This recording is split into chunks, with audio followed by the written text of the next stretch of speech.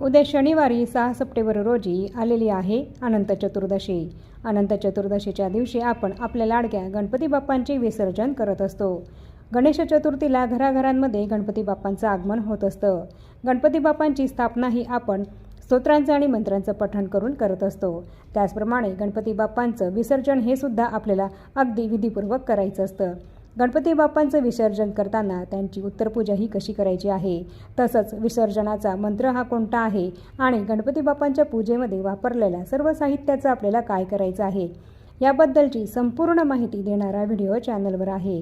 तर गणपती बाप्पांची अगदी विधीपूर्वक उत्तरपूजा करून त्यांचं विसर्जन हे आपल्याला कसं करायचं आहे, याबद्दलची संपूर्ण माहिती जाणून घेण्यासाठी खाली दिलेल्या त्रिकोणावर क्लिक करा आणि व्हिडिओ पूर्ण बघा.